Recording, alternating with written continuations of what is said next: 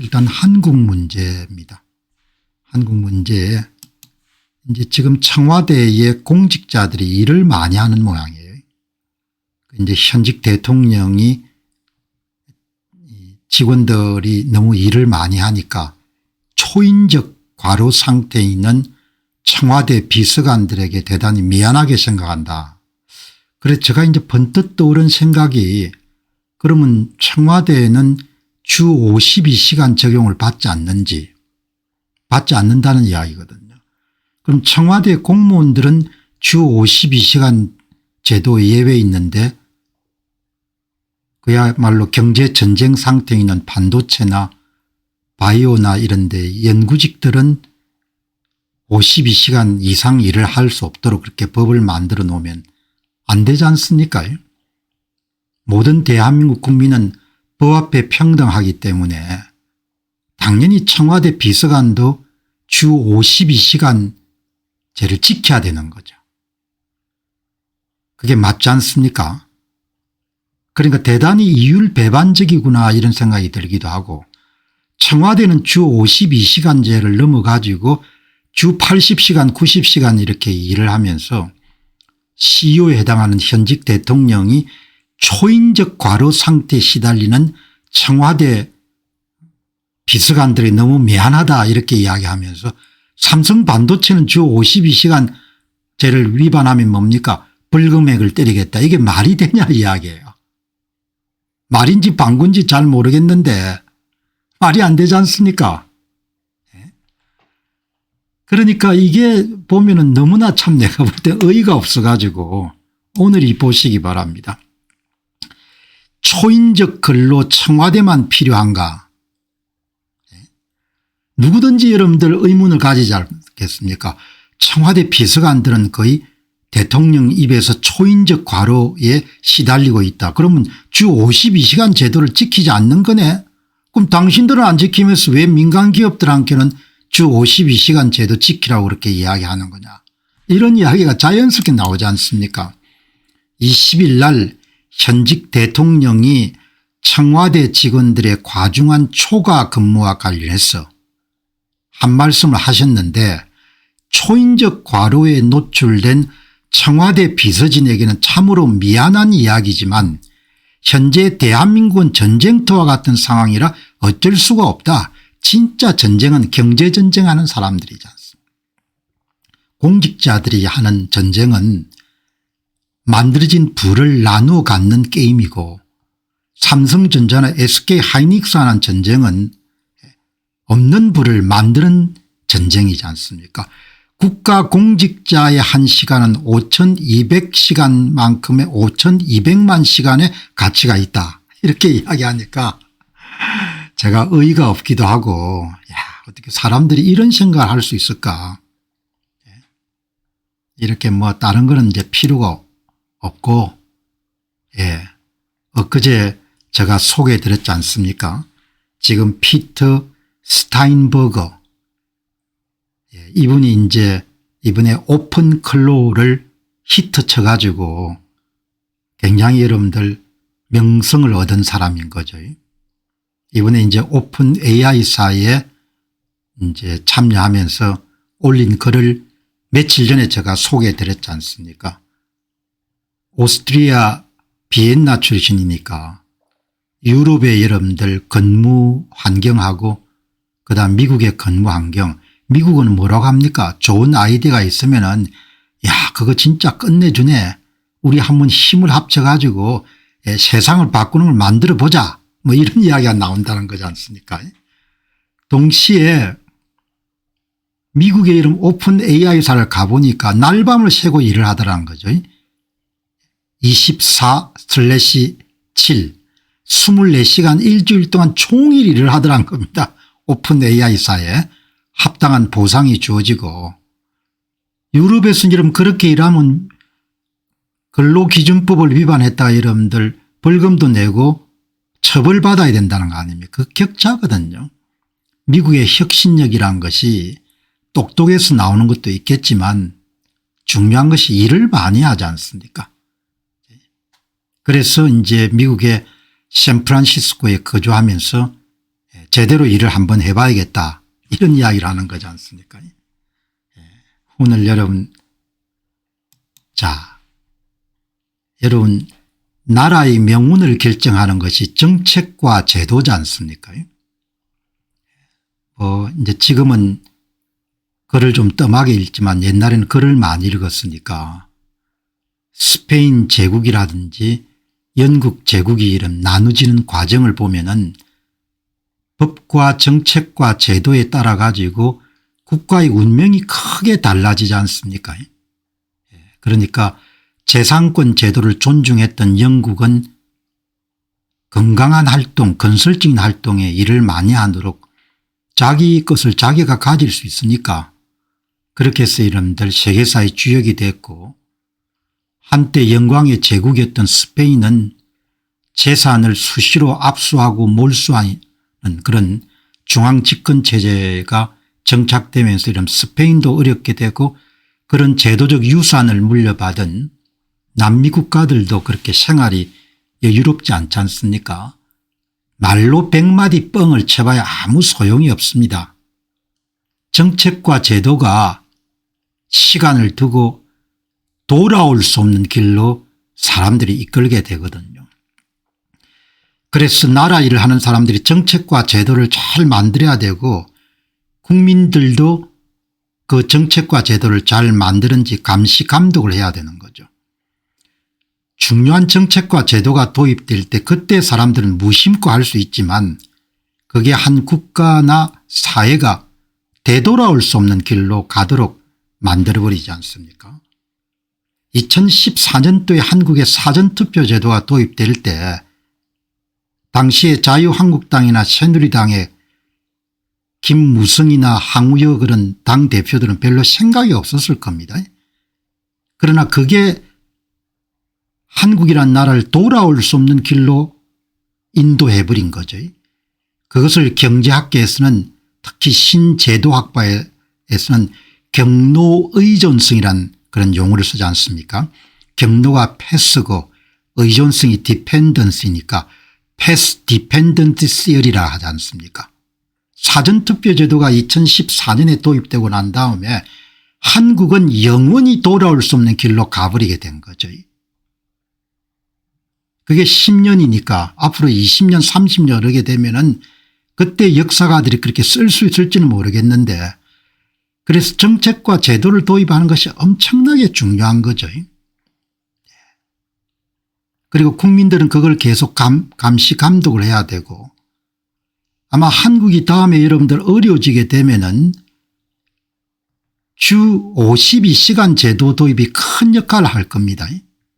문정부 때. 그 사람들은 여러분 연구 개발이 어떻게 이루어지는지 젊은 날 여러분 일다운 일을 안 해봤기 때문에 뭐 어떻게 여러분들 주 52시간 제도를 도입하면은 나라가 완전히 골로 가게 되는 겁니다.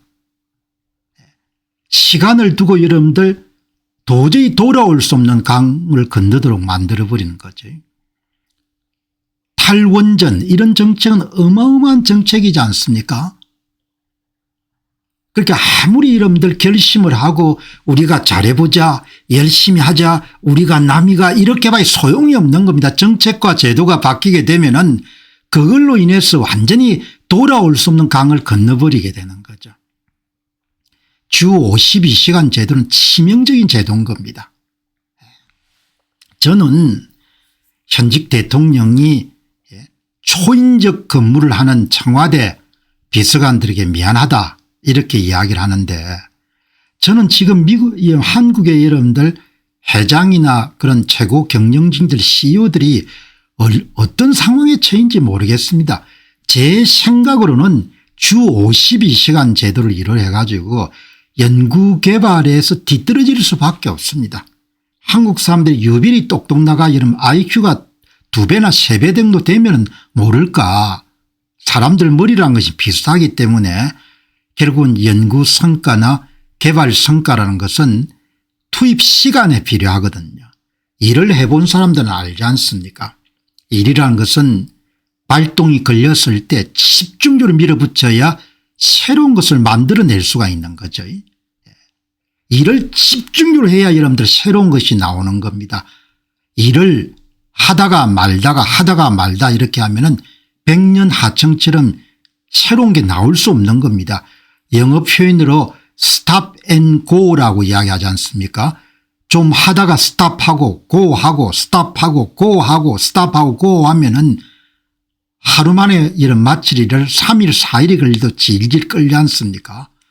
그런 상태로 이러면 지금 대한민국의 주요 기업들이 돌아갈 건데 어떻게 하는 건지 내부적인 속사정은 제가 잘 알 수가 없으니까 주 52시간제는 진짜 여러분들 나라를 망하게 할 생각이 아니면 도입할 수 없는 제도죠. 그 당시에 문정부 때 그거를 고려할 때 산업 경험 있는 진대재 전 장관이나 이런 사람들이 굉장히 목소리를 높였지 않습니까? 이렇게 가면 진짜 연구개발 못합니다. 경로 의존성 이론은 대단히 중요한 거죠. 한 국가가 정책과 제도의 물꼬를 일을 덜하는 쪽으로 이름 잡기 시작하게 되면은 그거는 진짜 몰락으로 가는 지름길입니다. 여러분 제가 27살 때 경제학 박사를 했는데 그 이후 40년 동안 일을 해온 거지 않습니까? 조직생활도 좀 하고 그다음에 여러분들 계속해서 제가 여러분 한 200여 권 정도 책을 썼으니까 작가로서 활동하고 지금도 거의 쉬지 않지 않습니까? 유튜브 방송을 준비하는데 한 8시간에서 9시간 10시간 정도의 콘텐츠를 만들어야 되니까 40년 동안 일을 해온 겁니다. 그래서 할 말이 있는 거죠. 일을 어떻게 해야 결과물이 나오는지 사회과학 분야나 이공대 분야나 똑같습니다. 스탑 앤 고 일하다가 말다 하면은 아무것도 안 되는 겁니다. 나라 전체가 법과 제도를 그렇게 만들어 가지고 주 52시간 제도를 할 수 없도록 만들어 놨으니까 아마 지금 한국의 여러분들 연구개발 분야는 거의 초토화됐을 겁니다. 지금은 벌써 실시된 지 한 4, 5년 정도가 됐으니까 이대로 가게 되면은 진짜 깝깝한 겁니다. 일은 일단 많이 해야 돼요. 많이 해야 평범한 사람이나 평범한 기업이 승리할 수 있는 것은 일에 여러분들 맥락이 끊기지 않고 집중적으로 몰아붙여야 여러분들 일을 할 수가 있는 거죠. 하다못해 이런 하루 이런 방송하는 것도 며칠 두고 이런 2시간 하고 3시간 하고 2시간 하면은 일이 될 수가 없는 겁니다. 몇 시간 동안 집중적으로 몰입해서 밀어붙여야 새로운 것을 만들어낼 수 있는 거죠. 그러니까 나라가 이런 어려워지는 것이 그렇게 복잡하거나 어려운 게 아닙니다. 제도와 법을 실제와 현실과 여러분들 벗어난 것을 만들게 되면은 그냥 바로 가는 겁니다. 여러분 오늘 이 보시면은 이렇게 가면은 정말 안 되는 거죠. 그러니까 제가 오늘 의의가 없는 게 아니 청와대 비서관들은 초인적 과로를 하면서 어떻게 이런 삼성전자나 SK 하이닉스 이런 연구직들은 초인적 근로를 하게 되면 전부 다 처벌을 받아야 되는 그런 나라로 만들어 놓고 어떻게 되겠습니까? 사람들이 양심이 있어야 될 거 아닙니까? 생각 좀 하고 살자는 이야기죠. 생각을 못하게 되면은 나중에 어려워지지 않습니까? 그래서 경로 의존성 이론 더 이런 생산적인 활동에 더 많은 에너지를 시간을 투입할 수 있는 그런 부분들을 국가가 나서 가지고 여러분들 문정권 때 주 52시간 제도 도입할 때 제 연배 이런 독일에서 무슨 철학과 교수하는 양반이 나와 가지고 고려대학교 아마 공과대학을 나온 사람일 겁니다. 얇은 팜프렛 같은 책을 써 가지고 독일 사회의 뭐 과로사가 어떻고 뭐 이런 걸 보고 제가 정신 좀 차려라. 응? 독일에서 어떻게 비타간 것만 배우고 이러면 지금 그래서 독일이 잘 나가고 있습니까? 제조업도 이러면 지금 위기라고 어렵지 않습니까? 날밤을 새는 중국과 함께 당해낼 수가 없는 거죠.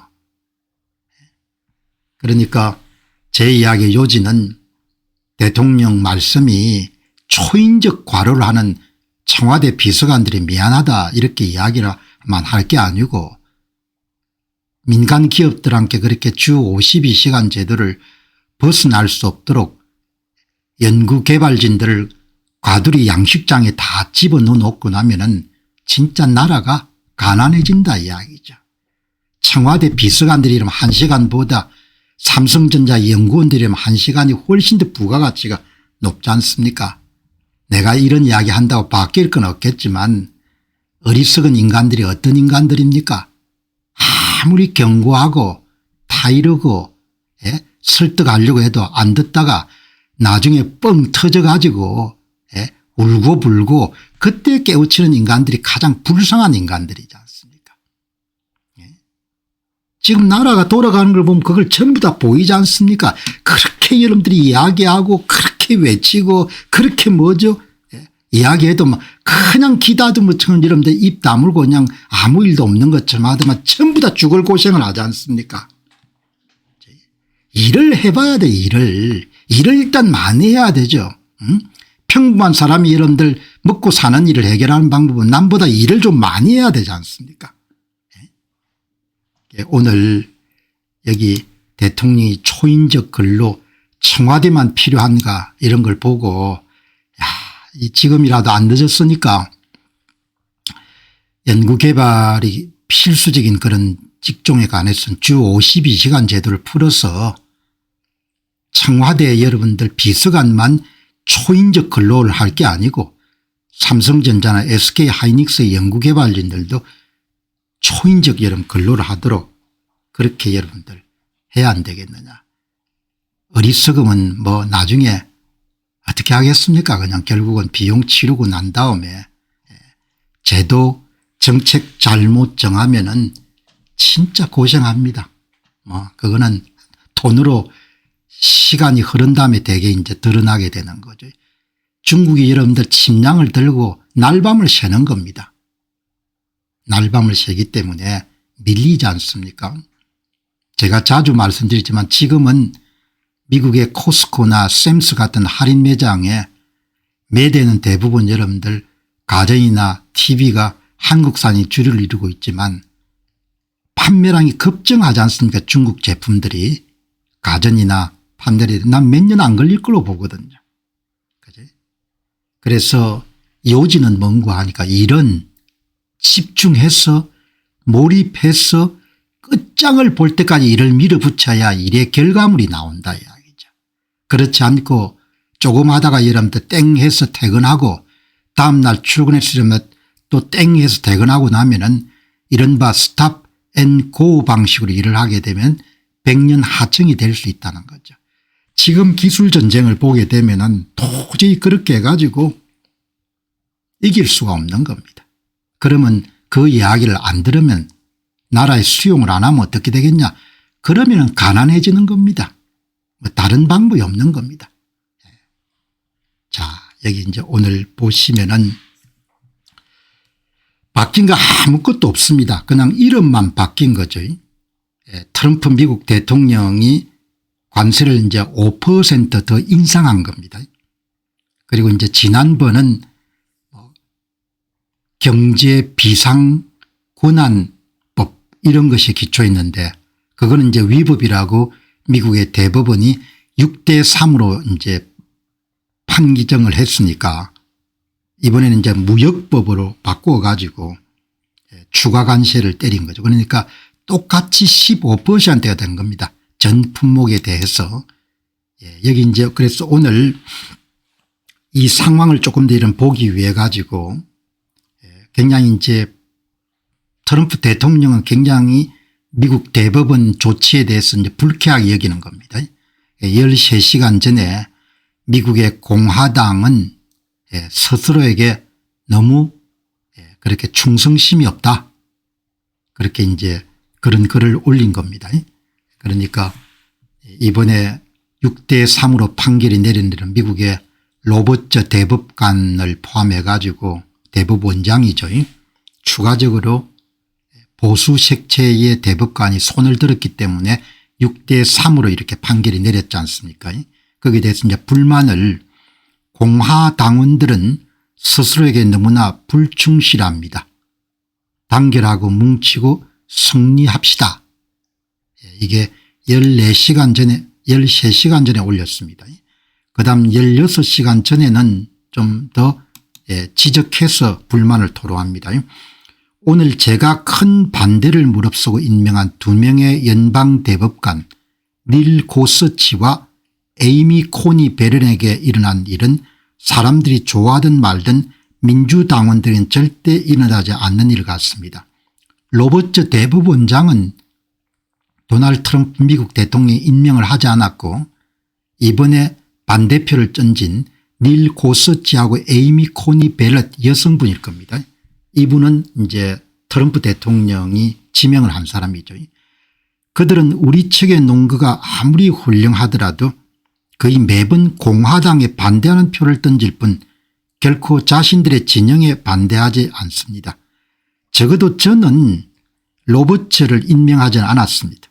그런 수년 동안 우리를 착취해온 외국들이 계속해서 그렇게 하도록 허용하는 노력을 주도해 왔습니다. 하지만 우리는 그런 일이 일어나지 않도록 내버려 두지 않을 것입니다. 완벽하게 검증되고 법으로 수용된 새로운 관세가 시행될 예정입니다. 그러니까 대단히 이제 이번에 미국 대법원에 반대표를 던진 3명의 사람들에게 대해서는 본인이 좀 후회도 했겠죠. 그렇게. 그래서 이제 오늘 이게 이제 최신 뉴스입니다. 5%를 더 올려가지고 상호관세 15%를 일반관세 15%로 바꿔버린 겁니다. 관련 법규를 기초가 되는 법을 바꾸어 가지고요. 어제 미국 연방대법원이 내린 관세에 관한 어처구니 없고 부실하게 작성되었으며 대단히 반미적인 결정에 대해 수개월간의 심사숙고와 철저하고 세부적이며 완전한 검토를 마쳤습니다. 아마도 미국 대법원이 기대하지 않는 그런 판결을 내리는 경우에 그것에 맞춰서 실행할 수 있는 부분을 미국의 무역대표부를 중심으로 해서 관련 법안을 다 검토하고 있었을 겁니다. 이 성명은 미국 대통령이 제가 효력을 즉시 발생시켜 수십 년간 보복 없이 미국을 착취해온 국가들에 대한 10%의 전세계 보편 관세를 법적으로 허용되고 검증된 15% 수준으로 인상할 것임을 알리는 바입니다. 그러니까 이름 자체가 이번에 위법으로 이렇게 인정받은 비상권한과 관련된 그런 법안에 기초하지 않는 상호관세를 일반관세로 바꿔버린 겁니다. 그러니까 적용받는 품목이나 국가 입장에서는 변한 것은 별로 없는 겁니다.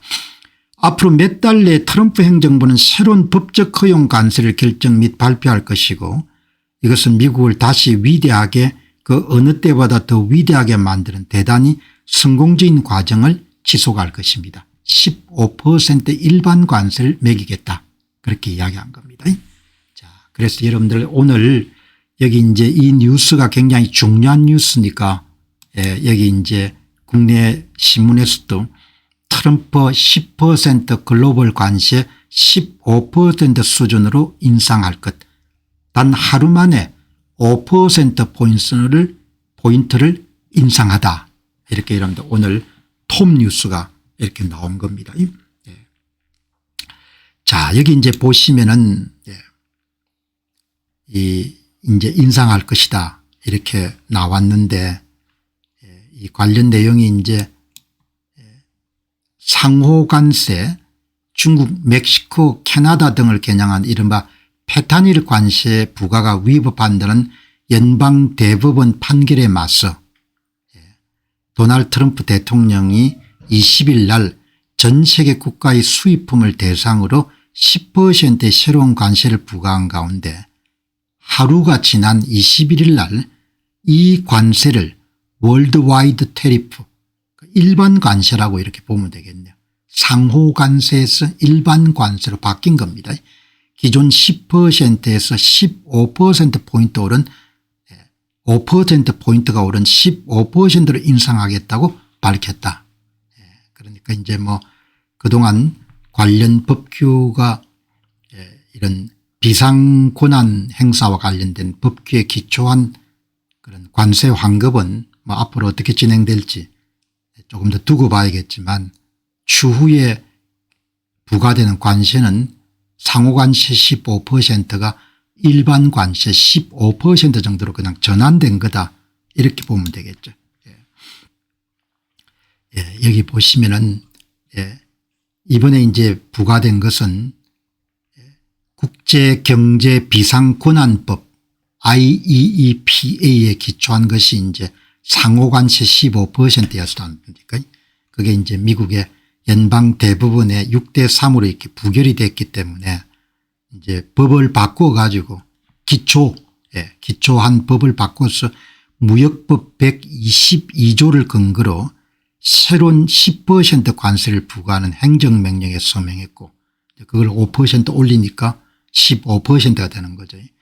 무역법 122조는 심각한 국제수지적 달러 가치 하락 등에 대응하는 차원에서 대통령이 최대 15%의 긴급 관세를 150일 동안 부여할 수 있도록 했다. 그러니까 최대한 150일이면 5달이네요. 5달 동안 하고 그 사이에 이제 새로운 또 방안들을 마련하겠죠. 여기 보시면은 백악관은 이와는 별개로 대법원 판결을 우회할 수 있는 또 다른 근거법 조항을 검토하고 있다고 밝혔다. 근거법이 바뀌는 거죠. 그리고 이제 관세율은 변함이 없고 그리고 특히 이제 한국이 관심을 갖고 있는 자동차 완제품, 철강, 알루미늄, 자동차 부품, 그다음에 반도체 이런 부분들은 이번 조치에 전혀 해당하지 않는 거죠. 그렇게 이제 오늘 보시면 이번 판결로 무엇이 달라지는가? 뭐 달라지는 것은 거의 없습니다.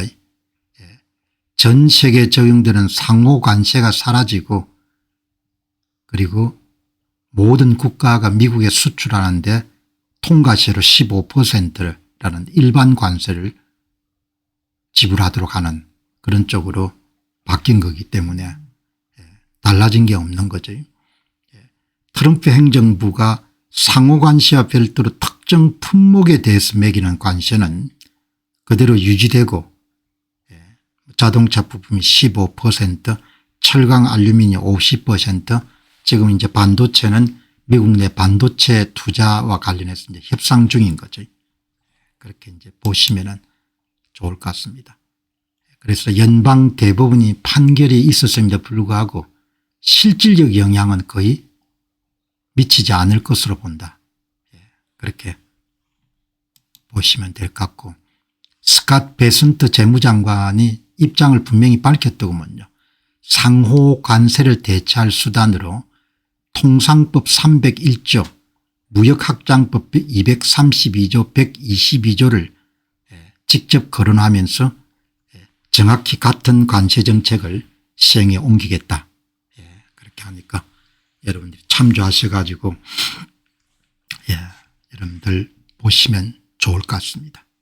그러니까 어떻든 150일 이내에 또 다른 근거 조항을 가지고 그런데 뭐 이 관세 정책이라는 것이 트럼프 행정부의 가장 중요한 그런 정책 가운데 하나니까 폐기되거나 그렇게 될 가능성은 굉장히 낮은 것 같다. 이렇게 보시면 좋겠습니다. 자, 이 문제가 중요하기 때문에 트럼프 관세 문제를 조금 더 여러분들 살펴봐야 되는데 일반인들이 생각하고는 이번에 오히려 미국의 대법원이 다른 근거 조항을 가지고 대통령이 관세 정책을 집행할 수 있는 부분에서는 좀 더 명료하게 출구를 허용해 준 것 같다. 그런 평가도 나오기 때문에 오늘 보시기 바랍니다. 이게 2시간 전에 오른 도널드 트럼프 미국 대통령의 SNS 내용입니다. 미국의 대법원장인 로버트는 국제경제비상권한에 기초한 그런 관세에 대해서는 문을 닫았지만 그러나 트럼프 대통령이 관세 정책을 활용할 수 있는 룸은 허용한 것 같다. 이런 내용을 여러분들 한 매체를 인용해 가지고 본인의 SNS에 이렇게 올린 겁니다. 그래서 제가 이 Just News라는 데를 한번 살펴봤습니다.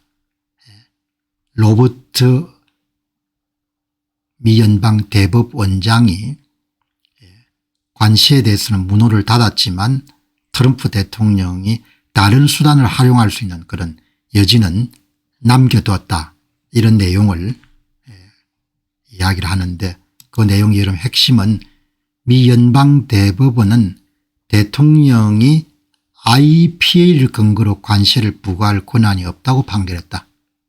이거는 의회 권한이다, 이렇게 보는 거죠. 법적으로 그렇게 해석을 한 겁니다. 다른 무역 관련 법안을 통한 권한은 여전히 유효할 수 있음을 시사했습니다.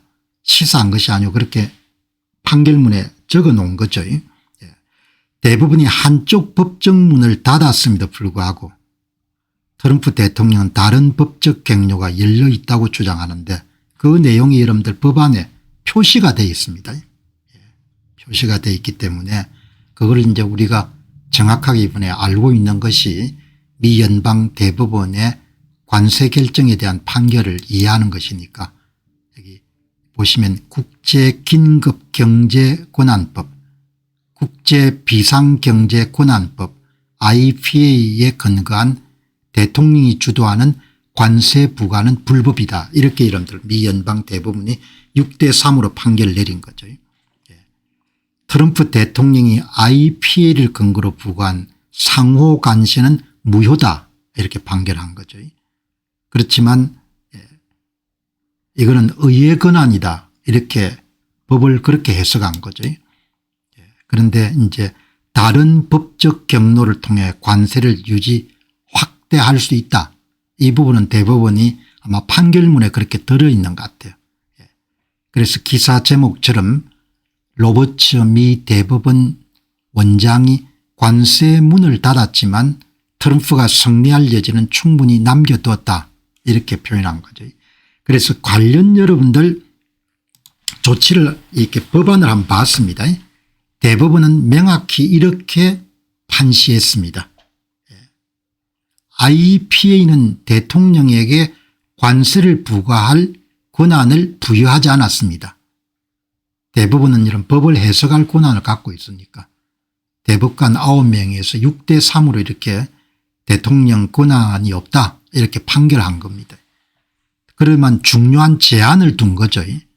대통령이 다른 법을 기초로 해서 관세를 매기는 것은 충분히 가능하다, 이렇게 본 겁니다. 대법원은 대통령에게 관세 권한이 전혀 없다고 판시하지 않았습니다. 오직 국가 비상경제 권한과 관련한 법률과 IPA와 관세에 유효한 법적 근거가 될 수 없다고 결론 지었을 뿐이고, 의회가 제정한 다른 무역법 Odd Trade Statute를 근거로 관세를 부과하는 대통령 영역은 그대로 유지됐습니다. 그러니까 미 대법원의 입장은 관세를 임의로 대통령이 정해서 매길 수는 없고 관세는 반드시 의회의 동의를 얻어야 된다, 조세와 같은 식으로 그렇게 해석을 한 것 같아요. 그렇게 여러분들, 그러니까 조세 부과는 반드시 의회의 동의를 얻어야 되는 것과 마찬가지로 관세도 일종의 조세라고 본 겁니다. 그렇게 이제 법관들이 해석을 한 겁니다. 왜 여러분들 IPA를 이번에 근거한 관세를 허용하지 않았는가? 헌법 제1조 제8절 관세 세금 부과 권한은 의회가 독점한다, 이렇게 본 거죠. 그러니까 세금하고 똑같이 해석을 한 겁니다.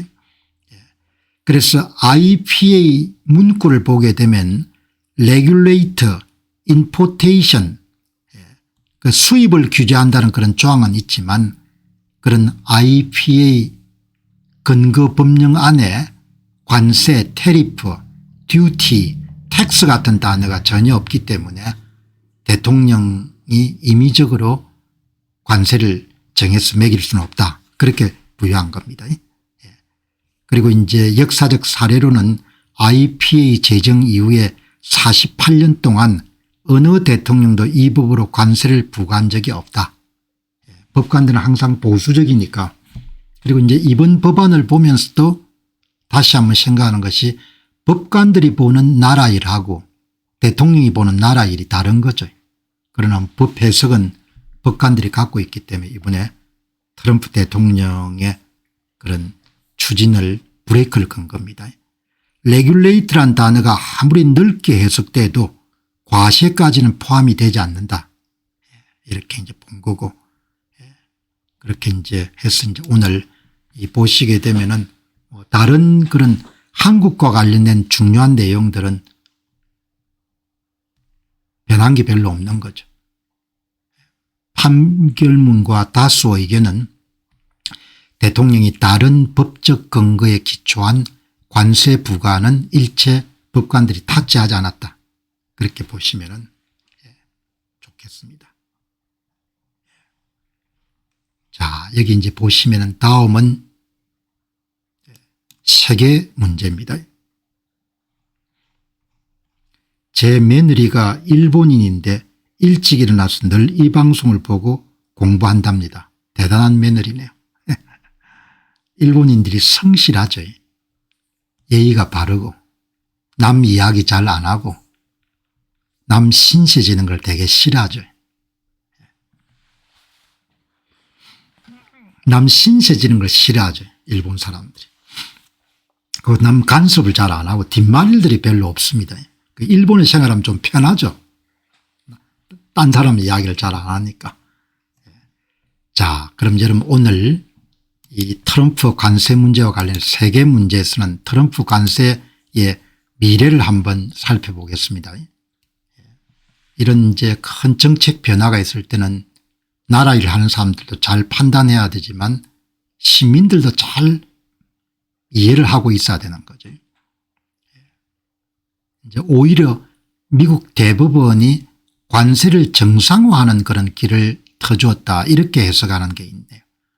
그래서 이제 이번 건은 국내 전문가의 이야기도 들을 수가 있겠지만 캐나다에서 활동하고 있는 제임스 온 박사가 우리하고 입장이 비슷하니까 캐나다가 이제 이번에 이 관세 문제와 관련해서 그렇게 미국하고 별로 좋은 관계가 아니었지 않습니까? 캐나다인 입장에서 이번 미국 대법원의 판결을 어떻게 받아들이는가를 보면은 좀 더 이제 우리가 생각할 수 있는 그런 거리를 받을 수 있을 것 같다. 이렇게 해서 제임스 온 박사가 캐나다인들이 어떻게 생각해야 된다. 이렇게 여러분들 한 내용을 보시죠. 캐나다인들이 어떻게 하는가. 이번 대법원 판결은 트럼프 주도 관세의 패배가 아닙니다. 이런 것은 국내 전문가들한테 나오기가 굉장히 어려운 이야기입니다. 그래서 제임스 온 박사의 이야기를 소개하는 거죠. 미국 사람들이 이야기를 소개하면 미국적 입장을 대변한다 그렇게 할 수 있기 때문에 캐나다 에코노미스트 이야기를 소개하는 겁니다. 이번 대법원 판결은 패배한 것이 아니고 대통령이 법적 근거만 갖추게 된다면 관세를 상시적 도구로 사용할 수 있게 하는 관세의 정상화를 뜻합니다. 제임스 온 박사가 캐나다인 입장에서 여러분들 진단한 겁니다. 오히려 미국의 대법원이 관세를 정상적으로 부과할 수 있는 그런 법적 토대를 기초해서 관세를 때리는 게 좋겠다 이렇게 허락한 사건이라고 보는 거죠. 다음 캐나다는 캐나다의 착각과 실기 이 무슨 이야기인가 하니까 캐나다 정부가 미 연방 대법원이 관세 브레이크를 걸었다가 여러분들 그걸 착각을 해서 안 된다는 거죠. 캐나다는 특정 긴급 관세가 사라지기 전에 대해 사라진 것에 대해 승리하고 자축할지는 모르겠습니다만은 미국 우선지위와 보호무역이라는 구조적 위협은 전혀 변하지 않았기 때문에 오히려 더 체계적으로 관세를 활용할 것으로 봅니다. 한국이 받아들여야 될 굉장히 정확한 그런 진단인 거죠. 기본적인 입장은 도널드 트럼프 미국 대통령 역대 대통령하고 달리 현재 미국이 처한 상황을 좀 다르게 보는 겁니다. 미국의 처한 상황을 미국이 달러를 기축통화로 유지하면서 다른 나라들이 무한정 미국 시장을 이용할 수 있는 그런 권한을 허용해 가지고 지금은 이제 이런 재정 적자나 이런 부분을 감내하기 힘든 정도 위기 상황에 도달했기 때문에 미국 시장에 접근하는 모든 상품들은 통과세를 부과해야 되고 그리고 미국은 공급망 체인을 다시 재구성해서 중국이 지나치게 미국의 목줄을 제재할 않도록 그렇게 조치를 취해야 된다. 그래서 미국에서 이런 물건을 만들어 파는 회사들 가운데 특히 이제 반도체나 자동차 같은 경우는 미국 내 생산을 증가시켜야 된다. 이런 입장이 분명한 거죠. 그것이 이제 역대 조지 W 부시나 조지 부시나 그다음에 오바마나 바이든이나 이런 사람하고 생각이 완전히 다른 거죠. 근본적 개혁의 필요성 우리 함께도 필요한 거지 않습니까? 구조개혁. 마크 카니 캐나다 총리의 점진적인 10년 계획은 현재 캐나다의 삶의 질이 미국 엘라바마주보다 뒤처지는 위기 상황을 해결하기에 역부족이고 생산성과 산업 발전을 위한 즉각적인 실무적인 계획이 필요합니다. 캐나다가 아마 좌파 정부가 집권한 동안 상당히 국가 경제력이 약해진 것 같네요. 그러니까 미국의 알라바마주는 형편이 그렇게 넉넉한 주가 아닌데도 미국의 남부의 알라바마주보다도 뒤처지는 상황이다 이렇게 보는 거죠. 그렇게 이제 보시면은 좋을 것 같습니다. 그러니까 여기 이제 오늘 이 제임스 쇼 박사 같은 경우는 젊은 날 미국에서도 활동했고 그다음에 캐나다에 기초한 토론토에서 여러분들 활동하는 에코노미스트인데 미국 안에 있는 사람보다 훨씬 더 상황을 좀 더 글로벌하게 보는 시각이 있는 것 같아요.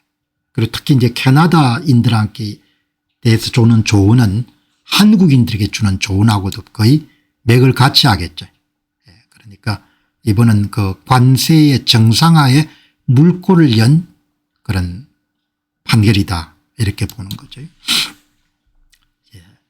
이 대법원 판결은 대통령이 IPA 국제비상경제권한법에 기초한 관세를 오용한 것을 막은 거죠. 그러니까 세금과 마찬가지로 관세든 의회의 권한이지 대통령 권한이 아니다. 그런 점을 이야기한 거죠. 오늘 연방대법원이. 그렇지만 이제 행정부 고유 권한이 무역확장법 232조나 그다음 CUSMA 미국 멕시코 캐나다 협정 등을 활용한 관세 부과는 사실상 헌법적으로 정당하다고 미국 대법원이 이야기를 해 준 거다. 이번 판결을 그렇게 해석하는 겁니다. 그래서 10%의 보편 관세를 포함한 트럼프의 경제 민족주의 정책은 이제 더 명확하고 합법적인 경로를 통해 추진될 것이며 이번 판결을 트럼프에 대한 결정적인 제동으로 해석하는 것은 오산이다. 다행히 이번 정부가 미 연방 대법원의 판결이 내지고 난 다음에 대단히 이제 조심스럽게 접근하는 것은 상당히 바람직한 그런 일 같거든요. 그러니까 어떻든 간에 캐나다가 주는 메시지는 실질적인 구조개혁을 통해 떨어진 캐나다의 생활 수준과 생산성을 회복하는 것이 캐나다 정부의 가장 중요한 과제다. 똑같은 이야기를 한국에게도 할 수 있는 거죠. 그렇게 보시면 좋을 것 같습니다. 대부분의 판결이 트럼프 대통령의 미국 우선주의 경제 전략을 중단시키거나 그의 관세 권한을 완전히 박탈한 것이 아닙니다. 대법관의 반대 의견은 관세가 여전히 대통령의 전통적인 도구이고 관세를 부과하기 위한 다른 법적 경로가 여전히 존재함을 이번 판결을 통해서 명확히 했습니다. 그렇게 여러분들 정리하시면 좋겠습니다. 자, 공 박사님 실제로 여기 상황이 그렇습니다. 경기가 좋지 않습니다. 세금은 계속 오르고 캐나다 상황 같네요. 좌파 정부가 등장해서 한 10년 정도 한 정책을 그렇게 썼을 때니까 그렇게 여러분들 정책이 가시적으로 느껴지려면 시간이 가면 더 고통이 커지는 거죠. 자, 여러분들 오늘 국제뉴스에서는 이란 문제를 한 번 정도 더 다루도록 그렇게 하겠습니다. 이란 문제. 지금 이제 미국의 공군력의 50% 정도가 지금 중동 해역에 다 배치가 되어 있는 거죠. 해군력도 여러분 2대의 항공모함이 파견되어 있을 정도니까 그냥 대통령이 버튼만 누르면은 전쟁이 바로 발생할 수 있는 그런 상황이 지금 되어 있는 거죠. 세상에는 참 다양한 사람들이 있기 때문에 여러분 저는 젊은 날부터 이런 생각의 중요성, 사상의 중요성, 관점의 중요성 이런 부분을 굉장히 이렇게 중요하게 여겨온 사람입니다.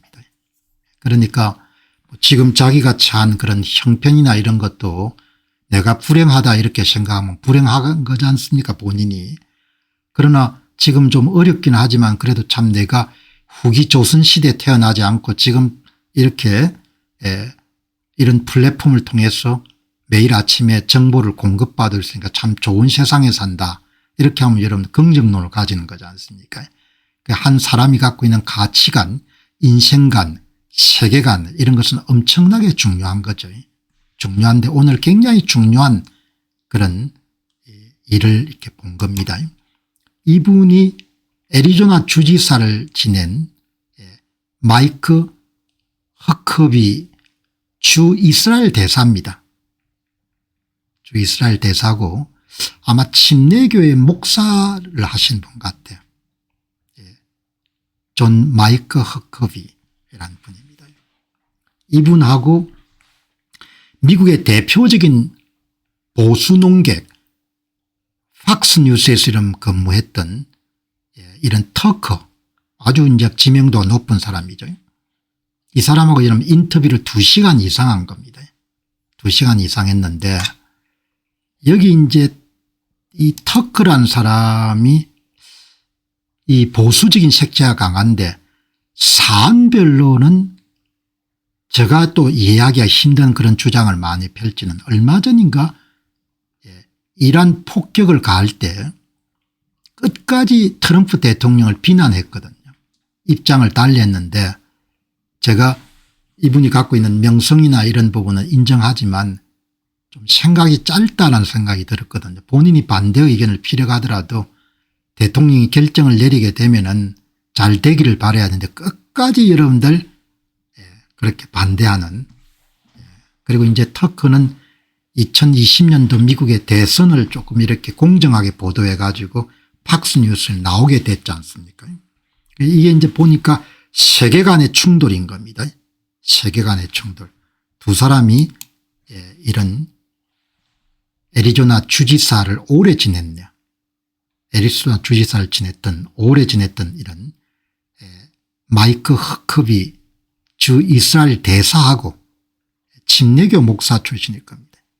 그다음에 미국의 대표적인 팍스뉴스에서 있었던 이런 터커시 이제 마이크 허커비 2025년 이스라엘의 대사로 임명이 됐네요. 1996년부터 2007년까지니까 한 10년 정도 여러분 주지사를 했네요. 14권의 책을 쓴 작가네요. 대단한 실력자네요. 아주 여러분들 오늘 제가 이거를 주목하게 된 것은 닥터 엘리 데이비드라는 분이 논평을 마친 겁니다. 마이클 허커비 대사가 진행한 터크와의 인터뷰는 평정심의 정석을 보여주었습니다. 허커비 대사는 매우 불공정하고 모욕적인 질문들에 대해 날카로운 논리로 대응했고 상대의 도발에 단 한 번도 시들지 않았습니다. 여러분 이 이야기를 제가 왜 말씀을 드리느냐. 이 이야기를 중동 문제를 볼 때 좀 정확한 견해를 가질 필요가 있지 않겠느냐. 러시아와 우크라이나 전쟁이 발생했을 때도 꼭 마찬가지거든요.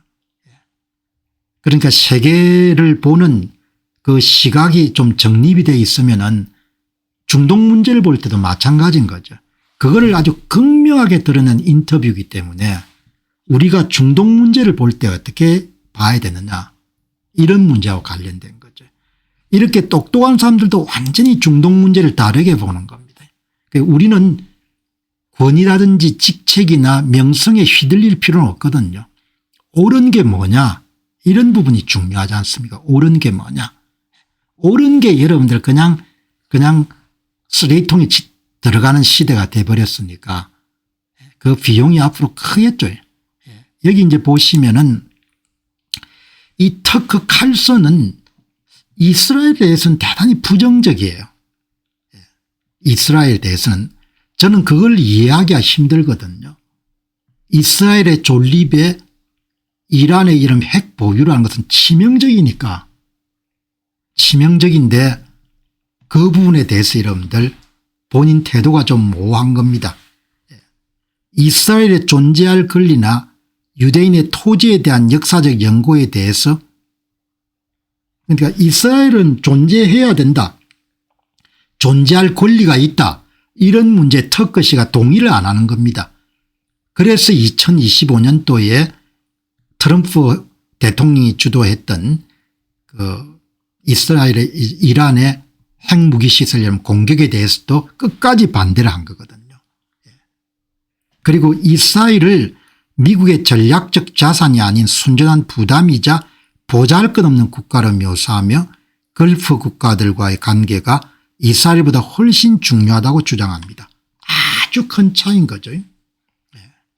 도널드 트럼프 대통령은 이스라엘은 반드시 존재해야 되는 나라고 존재할 가치가 있는 나라고 그다음에 다른 문명권과 서구를 여러분들 방어하는 데 가장 최일선에 서 있는 나라다. 이렇게 여러분들 생각하는 겁니다. 그러니까 완전히 터크 칼슨 이야기가 다른 겁니다. 그래서 우리는 어떤 전문가가 갖고 있는 명성이나 지위나 이런 부분에 대해서 존중은 해야 되겠지만 압도될 필요가 없는 거죠. 압도될 필요가. 제가 갖고 있는 생각이 항상 그렇습니다. 나이가 많고 지위가 높고 그러나 그 사람은 그 사람 의견이라는 거죠. 이 보시기 바랍니다. 여기 보시면은 이란 정부가 갖고 있는 시각이라는 것은 이스라엘은 없어져야 된 나라라고 보는 겁니다. 이스라엘의 이름들 대한민국하고 건국 일시가 건국 연도가 같습니다. 아마 5월 달인가 여러분들 건국을 했고 우리가 8월 달에 건국이 됐으니까 이스라엘은 여러분 정당한 국가가 아니기 때문에 이스라엘은 여러분 지중해를 그냥 쓸어내려버려야 된다. 이게 이란 정부 고위 당국자들이 갖고 있는 생각. 저는 그걸 동의할 수 없는 겁니다. 왜? 이스라엘은 1948년도에 유엔 결의안을 통해가 여러분들 연고를 인정을 받은 나라이기 때문에 공존해야 된다고 생각하는 거죠. 물론 이 방송을 받는 분 가운데 팔레스타인의 이름들 친화적인 생각을 가지신 분들은 이스라엘은 없어져야 될 나라다 이렇게 하는 분도 계실 겁니다. 내가 분명히 이야기하는데 팔레스타인 권리도 있지만 이스라엘인들도 국가를 유지할 권리가 있다. 80년 정도 나라를 유지해 왔으니까. 그죠? 이게 완전히 다른 겁니다. 그러니까 어쩌면은 이렇게 미국의 보수 농객인 터크 칼슨 이야기도 기본적으로 이란 쪽 입장하고 비슷한 거죠. 이란 그 존립에 아주 여러분들 인터뷰가 찐했던 모양입니다. 제가 인터뷰 여러분들 전부 다 보지 않았는데 이 인터뷰에서 마이클 허커비 대사가 인터뷰를 마친 다음에 소회를 피력한 거를 이거를 오늘 방송 보시는 분들한테 한번 소개해야 되겠구나. 지금 중동 문제의 본질이라는 것은 이스라엘의 존재 권리를 인정할 것인가 말 것인가 문제하고 관계되는 겁니다. 지금의 하마스라든지 다 여러분들 예멘 반군이라든지 이란이란 전부가 다 이스라엘은 없어져야 된다고 보는 겁니다. 그 생각의 차이가 지금 중동 문제의 이런 문제의 핵심인 거죠. 이거는 여러분들 중요한 이야기이기 때문에 한번 전문을 보시죠. 이 인터뷰에서 나온 이야기입니다. 터크와 나는 시온주의의 의미에 대해 매우 꼬이고 솔직히 혼란스러운 토론을 나눴습니다. 이분은 침례교 목사 출신입니다. 터크가 일부러 까다롭게 굴었던 것인지 아니면 우리가 그저 서로 엇갈린 대화를 나눈 것인지는 모르겠지만 그는 전직 침례교 목사로서 내 직함에 비추어 기독교 시온주의 신학에 대해 묻고 싶다며 토론을 시작했습니다. 까다롭게 군 게 아니고 세계관이 완전히 다른 겁니다. 도널드 트럼프를 보는 시각도 완전히 다를 수가 있습니다. 도널드 트럼프 미국 대통령의 정책에 대해서도 정신 나간 사람이다 이렇게 볼 수가 있고 미국의 역대 대통령 가운데서 이런 인물이 없을 정도로 자기 나라 국민과 자기 나라를 살리기 위해서 헌신한다. 완전히 다른 세계관을 가질 수가 있는 거죠. 예. 그죠?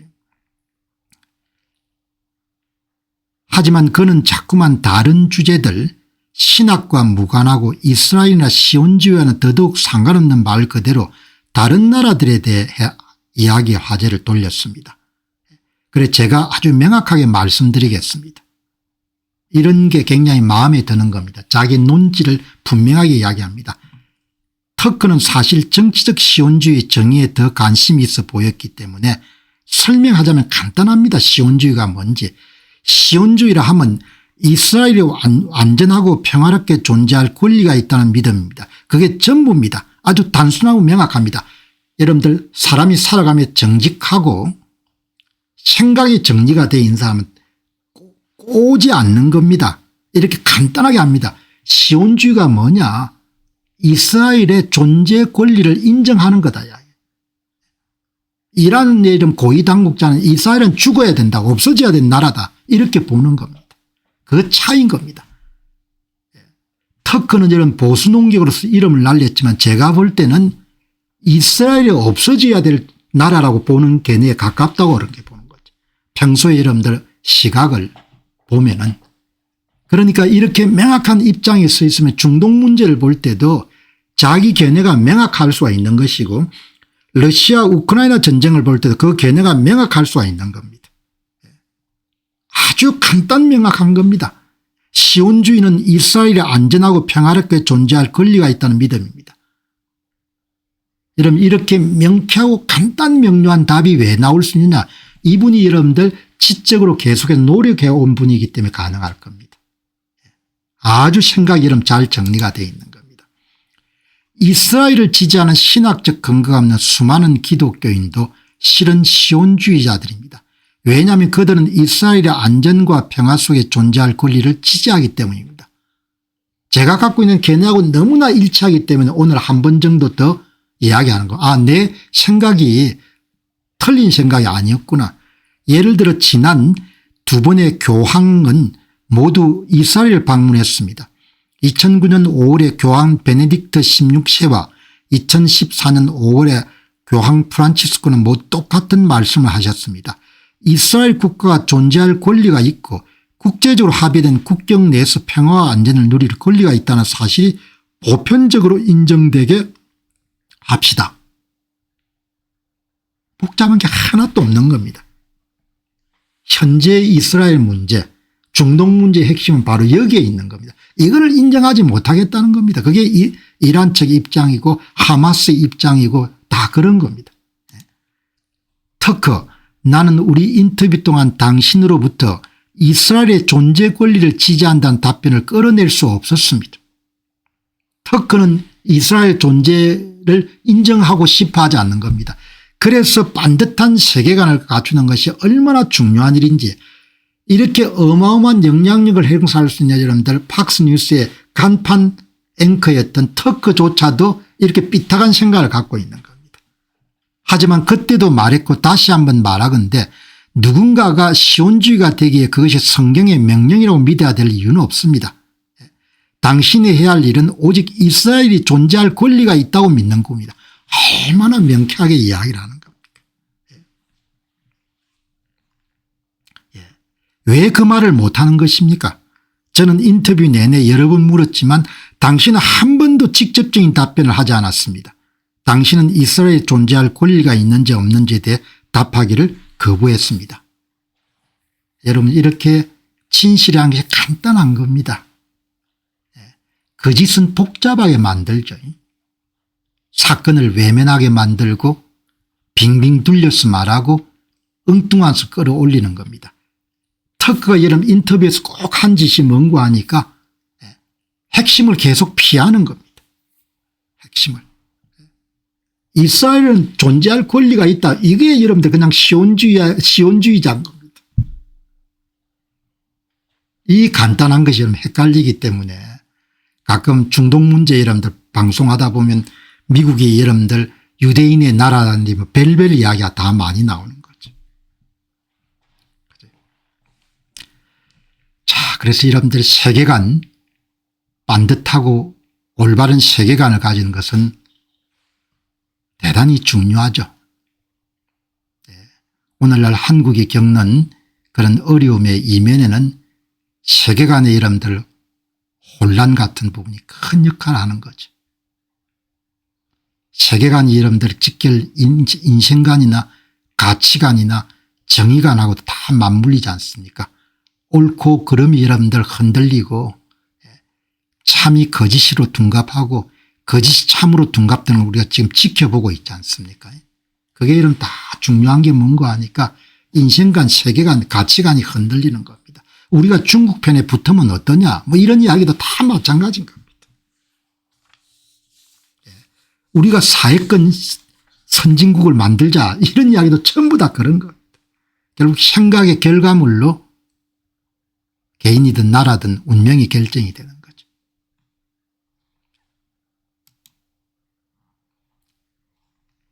이란 청년들이 참 용감하네요. 그 수천 명이 이렇게 목숨을 잃었는데 이제 아마 이란이 개학일인 모양입니다. 이 개학일인데 이란 사람들이 이제 이 시위하는 게 오늘 여러분들 58분 전에 들어온 겁니다. 지금 비교적 이제 인터넷 사용이 원활하니까 시위가 이렇게 여러분들 반정부 거리 시위대가 테헤란에서 다시 터졌습니다. 여기 이제 시위 군중들이 과거처럼 그렇게 대규모는 아니지만 이렇게 모인 내용들이 여러 이름 소스에서 이란 여성들입니다. 전통 복장을 하신 분도 있지만 여기 보시면은 이분들 아마 이제 추모식인 모양입니다. 전번 시위에서 목숨을 잃은 이 영상에 얼마나 이렇게 슬픔을 표현하는지 지인들이 아마 사망했거나 그런 경우죠. 이런 상태에서 다시 이런 시위를 하는 것이 쉽지가 않을 건데 다시 여러분들이 봅니까? 아마 이란의 명문 대학에서 일어난 그런 시위 모양입니다. 여기 보시면은 이건 영어가 아닌데 연초 시위 이후에 이란 대학들이 다시 개강한 첫날 수천 명의 사망자가 발생했음에도 불구하고 즉각적으로 시위가 제기되었습니다. 수도 테헤란의 명문 공과대학인 샤리프 공과대학에서 촬영된 이 영상에는 바시지 민병대에 맞선 학생들의 모습이 담겨 있습니다. 여러 차례 언급했듯이 현재 상황은 이란 정권에게 중장기적으로 폭발적이며 지속 불가능한 상태입니다. 이슬람 공화국이 치명적인 무력을 사용할 시간은 조금 벌 수 있겠지만 탄압만으로는 영원히 권력을 유지할 수 없을 것입니다. 2월 21일 날 여러분들 과거 한국의 민주화 시위처럼 학내에 이렇게 여러분들 시위를 하는 겁니다. 학내 시위. 체제를 빼앗기게 되면 이렇게 여러분 되찾는데 어렵죠. 보시면은 2월 19일 날 8개주에 19건 시위, 2월 20일 날 8개주 20건의 시위, 정부는 시위대에 사망한 사람이 여전히 테러리스트라고 주장하고 사망자는 공식적으로 3,117명으로 발표했으면 정부 발표니까 과소 추정됐겠죠. 21일입니다. 새학기 개강일에 맞춰 테헤란의 샤리프 공과대학, 베헤시티 대학, 아미르 카비르 대학, 마슈아드 대학 등의 대규모 학생 시위가 발생했습니다. 친정부 바시지와 충돌하고 다수가 체포됐습니다. 일람주 압다난에서도 교사 노동조합 활동가 체포에 항의하는 시민 시위가 도시 중심으로 확대됐고 애도가 봉기로 바뀌었습니다. 이렇게 여러분들 나오는데 여기 이제 니오베르그라는 아마 이런 게 유대인일 겁니다. 이렇게